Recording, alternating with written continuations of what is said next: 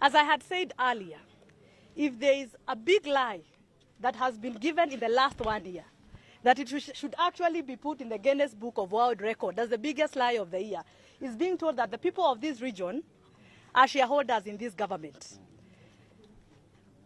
People of this region cannot be shareholders in this government, and the money that was allocated to their projects by the previous administration has been taken away and redirected to other projects elsewhere, as if they are children of a lesser God and they do not deserve those projects. Also, we have seen issues of water, our roads that were ongoing and money had already been allocated is no longer there. Those roads are not the continuation, the construction has halted. So we are asking, where is our money and why is it being taken elsewhere if indeed we are shareholders? And when our MPs try to talk about it and to voice our concerns, they are given a phone call and they are told do not talk about that matter. When our ministers try to address these issues within ministers from this region, when they try to address those issues from within their dockets, they are wanangolewa, wanapelekwa wizara zingine ndio waache kuongea hiyo maneno. Na ndio waogope na iwe onyo kwao na kwa wengine mambo ya Mount Kenya wasiongelee. We are saying that is not our house. We have been taking comfort in someone else's house and saying we belong there. We have to build our own house where we can voice our concerns, where we will not be intimidated, where we will not be told that someone is holding a sword, ready to deal with us if we start asking questions. So I'm asking our people from this region, so that our leaders in parliament can have a voice. We need to build our own house called Jubilee, where if they are chased away from the other side or they are intimidated, they will have a place to call home. Jubilee is our liberation party. That is the party that is going to liberate us from this oppression. We cannot be staying in the oppressor's house and saying hiyo ni nyumba yetu tuko na shareholding.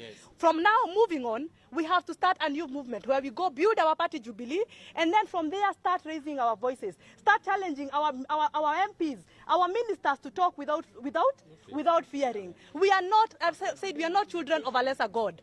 We are not to be intimidated. We have every right to ask for what belongs to us, for our resources, because we also pay taxes. But for us to do this, we must be in a place where we will not be intimidated. And that place is called Jubilee Party. And that's why no matter how much they are trying to fight our party, we are going to win that battle in court.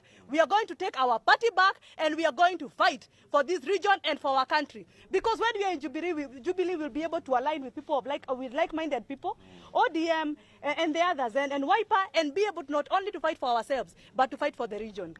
Kikuyu's leaders have always been known to fight against oppression, from the Mau Mau days to the days of second liberation. But what has happened now? We have become very timid. If our forefathers came now, they'd be very shocked that we are the people who just sit down and we are just the people who just hold back and allow the government to do whatever it wants, even if it's oppressing us. We must rise to become the people we are. We are a very strong community, and if we work with other strong communities, we will be able to liberate not only our region but this country. Thank you very much.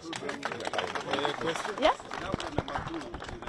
What is it doing? The number two in the government. The number two in government is the one who is telling us that we are shareholders in that government, knowing that he's lying. If he is a shareholder himself, Rigathi Gachagua is a shareholder in government, and whoever else feels he's a shareholder because they have government appointments, that does not represent the rest of us. That is Rigathi Gachagua and his office. It does not represent Mount Kenya because he never talks about Mount Kenya. People have been dying in Lamu, Kikuyus. People are being harassed in Eldoret.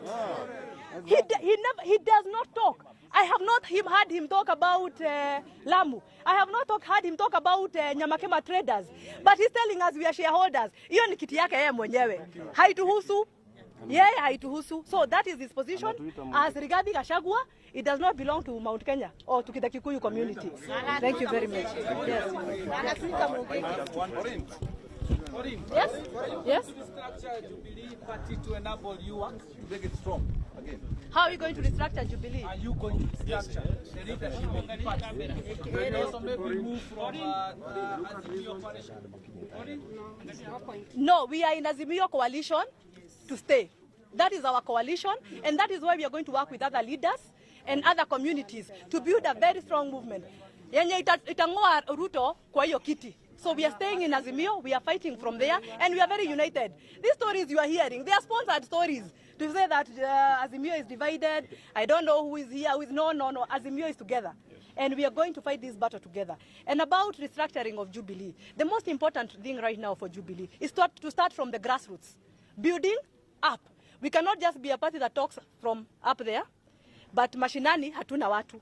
So as you've been seeing our Secretary General, Kioni, moving from one county to another, you know, just trying to bring people together at the grassroots level. We are having, you know, we are having leaders, you know, young leaders, appointing young leaders to lead Jubilee in different counties. You saw him and our party chairman, David Murathe in Lamu, also defending our people. So we are building this party. We are restructuring, but from bottom, from the bottom as we build to a very high, to a very strong, leadership at the top. Thank you very much. In the new onslaught, what role are we likely to see the former president play?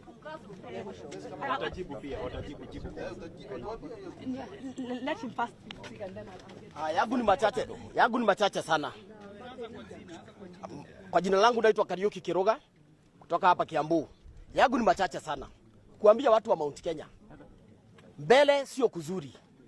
Ile mambo yote William Ruto ameleta, hata hizi sheria ambazo Ishongwa anasukuma kule bunge. Ukianzia kwa wakulima, wale watu ambao wako targeted ni watu wa Mount Kenya. Tulisikia wakisema hata kutengeneza chakula ya ng'ombe ile side jitu na katakata bajaji.